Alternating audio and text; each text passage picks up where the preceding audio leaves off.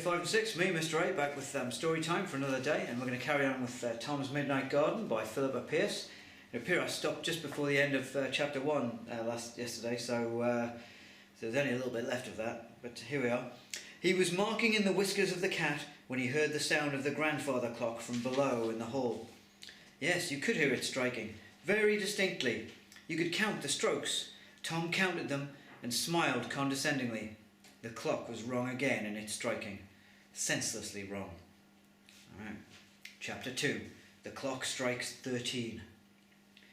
The striking of the grandfather clock became a familiar sound to Tom, especially in the silence of those nights when everyone else was asleep. He did not sleep. He would go to bed at the usual time and then lie awake or half awake for hour after hour. He had never suffered from sleeplessness before in his life, and wondered at it now. But a certain tightness and unease in his stomach should have given him an answer.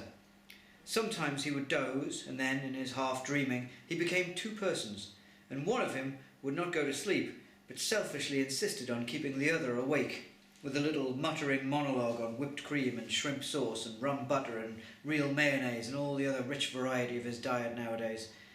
From that, Tom was positively relieved to wake up again. Aunt Gwen's cooking was the cause of Tom's sleeplessness, that and lack of exercise. Tom had to stay indoors and do crossword puzzles and jigsaw puzzles, and never even answered the door when the milkman came, in case he gave the poor man measles.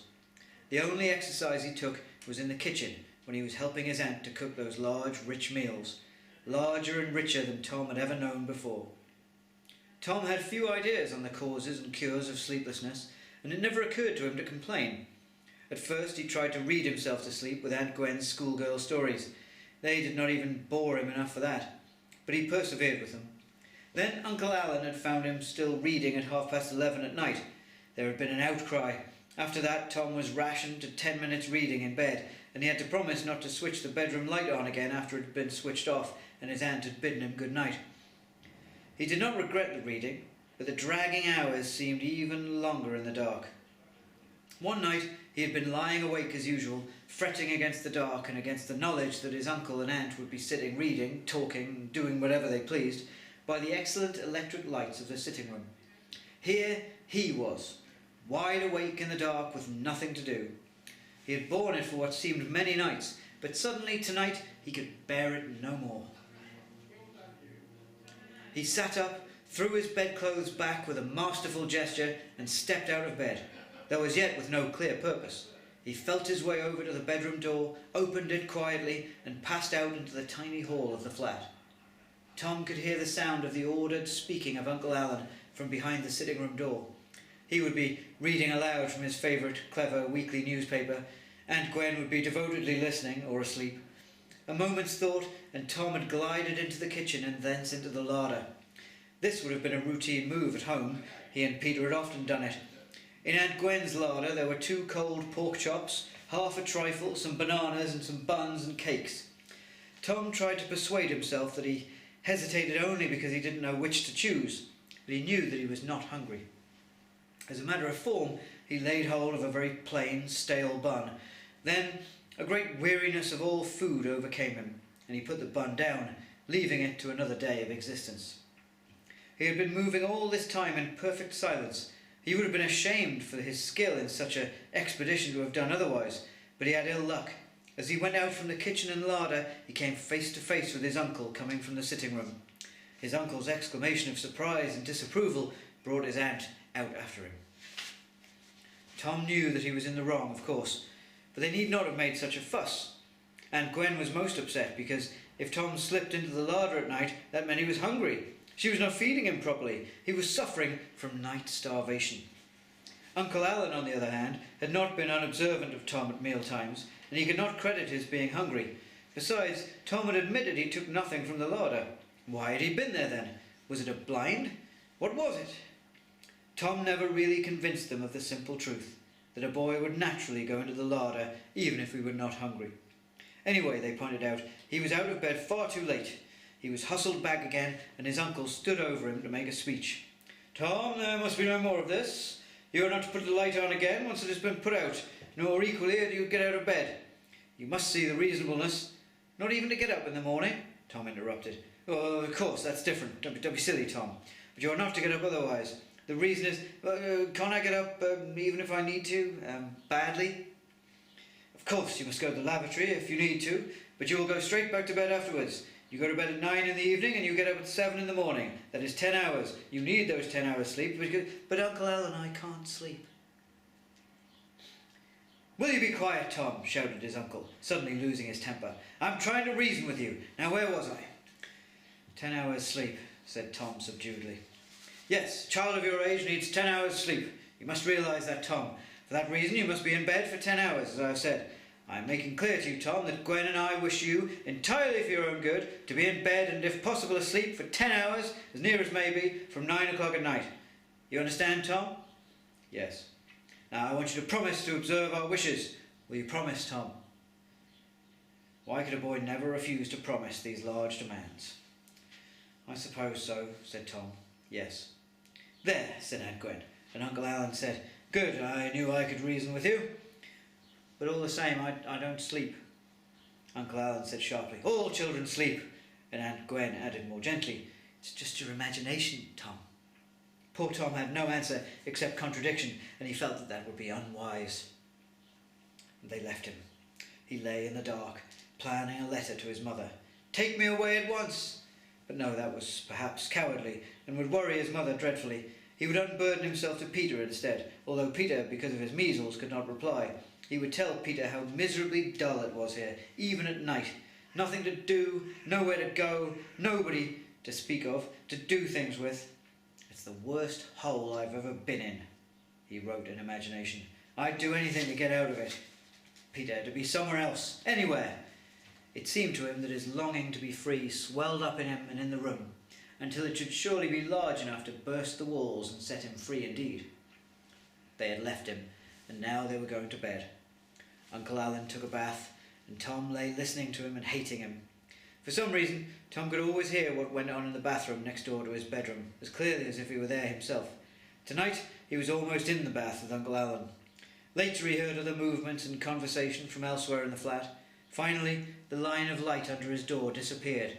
That meant that the hall light of the flat had been switched off for the night. Slow silence. And then the grandfather clock struck for 12. By midnight, his uncle and aunt were always in bed, and asleep too, usually. Only Tom lay still open-eyed and sullen, imprisoned in wakefulness. And at last, 1. The clock struck the present hour, but, as if to show its independence of mind, went on striking. 2.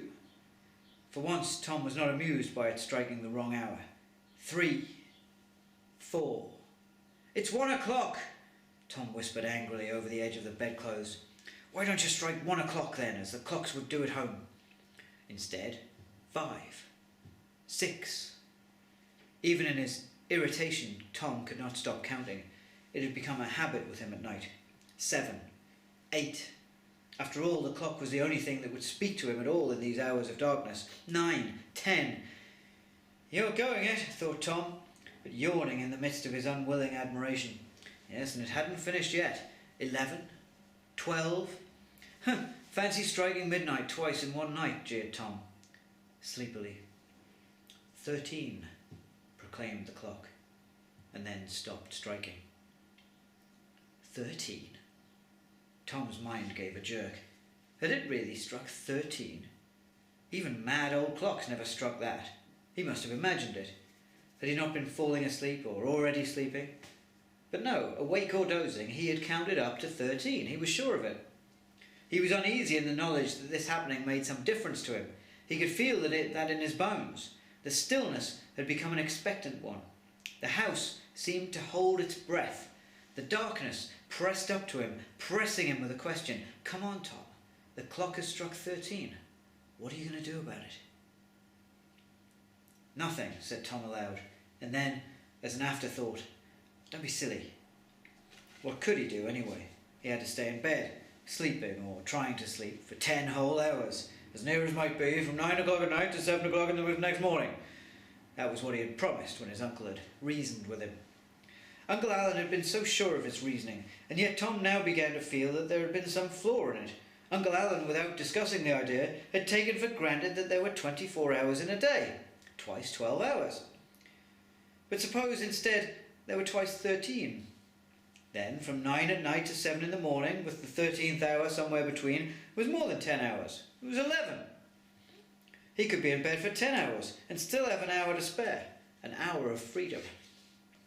But steady, steady. This was ridiculous. There simply were not 13 hours in a half day. Everyone knew that, but why had the clock said there were then? You couldn't get around that.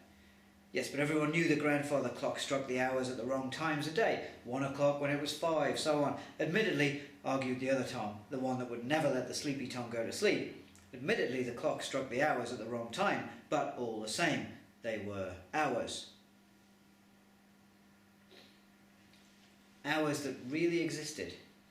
Now the clock had struck 13, affirming that, for this once at least, there was an extra 13th hour. But it just can't be true, said Tom aloud. The house, which appeared to have been following the argument, sighed impatiently. At least, I think it isn't true. And anyway, it's muddling. Meanwhile, you're missing your chance, whispered the house. I can't honourably take it, said Tom, because I don't believe the grandfather clock was telling the truth when it struck 13. Oh, said the house coldly. So it's a liar, is it? Tom sat up in bed, a little angry in his turn. Now, he said, I'm going to prove this one way or the other. I'm going to see what the clock fingers say. I'm going down to the hall. Dun, dun, dun! Right, so we'll catch up and start chapter 3 tomorrow. Meantime, have a great day, everybody. Bye-bye.